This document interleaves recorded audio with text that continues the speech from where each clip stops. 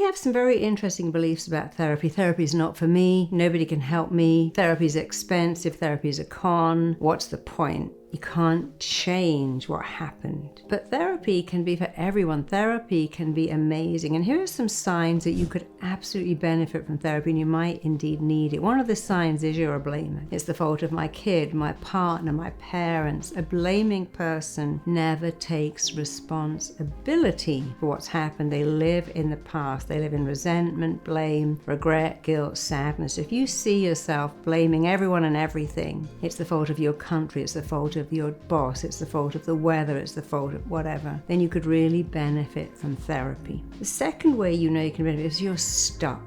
Many people are stuck. They go, I want to leave this relationship, but I don't know if I'll ever find anyone else. I really want to leave this job, but I can't take the risk. I want my life to be better, but I don't even know how. I am stuck.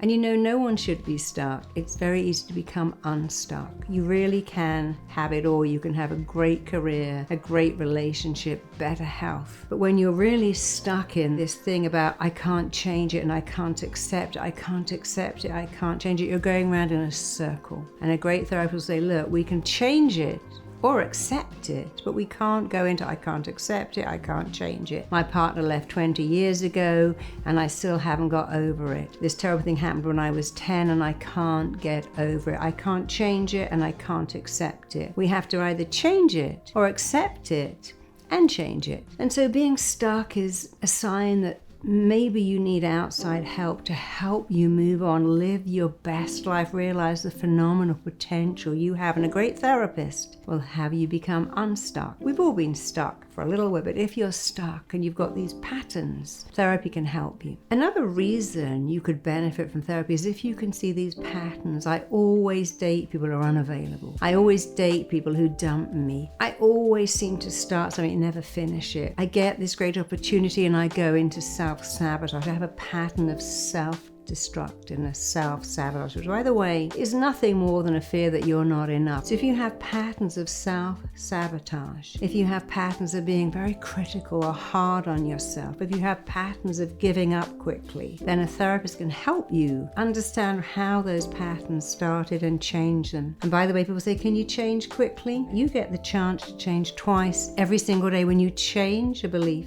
it changes the behavior. When you change a thought, it can change everything. Change can be very easy, very fast, very powerful. Another reason that you could truly benefit from therapists is this: you are looking for someone else to fix your problem, someone else to turn up and change your life. If only I could find this great person, if I could just have a baby, if I could just get this job, my life would be amazing. It's like taking an old beaten up sweater and going, I'm going to dye that a different color and it's going to be amazing. It was still the same beaten up sweater, you just changed the color. So if you're looking for someone else to turn up and save you, rescue you, change your life, that's your job. Happiness is an inside job. You can't say to someone, hey, here you are, can you be responsible for my happiness? It's your job to make you happy.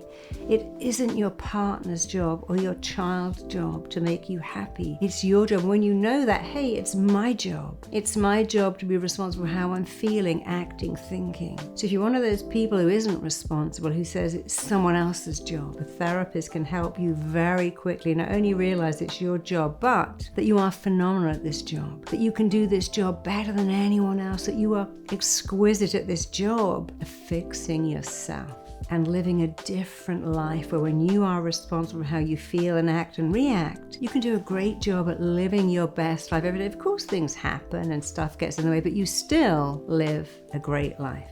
I have an amazing life, but things go wrong, flights get cancelled, luggage gets lost. I can't change what the world puts in front of me. I can always change how I feel about it. And that is the most important part of change. The law of change says this: you can't change people or situations, but you can change how you feel about it. When you change how you feel about things, you change everything. When you change your thinking and when you can make your thoughts positive, you are winning every day because you have got control. You can't control the weather, the traffic, other people, but you can always control what you think. And when you learn to make those thoughts positive, it's amazing. So of course you can't change the past, but you can reframe reframe the past. I had a fascinating time many years ago when a girl came to see me and said, my parents tried to terminate me several times in my mother's pregnancy. When my mother told me this, she said, I'm so sorry. But we realized at some stage, wow, this baby won't go. She must be amazing. She must be meant for greatness. And that girl is now such a powerful one in her career. I tell you that story to show you one thing. It's not what happens, it's how you feel about it. You can reframe anything. A reframe can be absolutely amazing. The great Wayne Dyer said, if I hadn't been brought up in care, I wouldn't have understood human psychology. If I hadn't been raised in a family where I didn't know what it was like to feel I wasn't good enough or attractive or worthy enough, I wouldn't have founded the I Am Enough movement. See my bracelets, so I'm enough, I have it all over my house. It was my own awareness of not being enough that helped me found the I Am Enough movement. If I'd had a charmed life, I wouldn't have done that. So no matter how bad your childhood is, what did you learn? What did it teach you? Could it help you in any way? Someone I know very well said something that I love. She said, I feel sorry for people who have a beautiful childhood because you know what? Nothing can ever be as good again. For me, it was so bad. I thought nothing can ever be as bad again. She is very famous now, an amazing woman. But imagine that perception. I feel sad we would have had a perfect childhood because after that it's all disappointing. Mine was so bad it could only get better. So if you feel you can't change the past, and if you believe this stuff like your school days are the best days of your life, that's not true. Your childhood is the best and it's all downhill. You got to reframe that. Your childhood isn't the best. You can't choose what to eat, what to wear, when to go to bed. You don't have freedom. You might think you do, but when you get older, you get to edit and rewrite your entire life. So you might think your life is a book and every chapter's there, but you have the honor, the joy, the privilege of changing the rest of your story. So if you feel you can't change anything, you can change your thinking, and just doing that changes everything. And therapy will help you tremendously to see that, but not just to see it, but to live it, to embody it, to embrace it until it stops being what you do, becomes who you are. And the final reason that therapy can really help is people say, I've done everything. I've read self-help books, I've done meditating, chanting. I thought I could do it myself, and I've worked on myself, but I'm still stuck. And you see, here's the thing. In a battle between emotion and logic, emotion always wins. And so doing it yourself can be great, but sometimes you need someone to take you a bit deeper. You see, the emotional mind is running the show. If you have fear of rejection, you need help. One of the things I find so fascinating is that as humans, we are wired to be terrified of hunger. You know why? 500 years ago, it was the biggest killer. We died more of hunger than we died of disease or wars. So we have this fear. Oh my God, I'm so hungry. It could kill me. I'm starving. I'm dying. If I could eat a horse. None of these are true, but imagine the emotion behind those words. I'm starving. I'm dying of hunger. When we feel hungry, we go into a panic mode. Even though we know, hey, in an hour, I've got this amazing food in the fridge. I'm in a restaurant. I can wait, but I'm cramming in the bread basket. It's a great example of how emotions overrule logic. And I work with many people with eating disorders and go back to that fear and say, hey, but you can talk to the hey mind. I know I'm hungry, but you know what? I've got chicken an hour away. I've got salmon an hour away. I'm choosing to wait. It's hard to do that yourself if the past is affecting you, if you were abandoned, rejected, let down, hurt, and you can't go back to find that event, the sensitizing event, something happened. You know, one of my clients told me this story that he had a terrible stutter and he tried everything to stop stuttering, but when I took him back, he remembered something amazing. He lived on a farm and they had lots of ducks, but they also had chickens, and as a little kid, he took the chickens and put them in the pond with the ducks. They all drowned. Father came home, grabbed him, and went, why did you do that?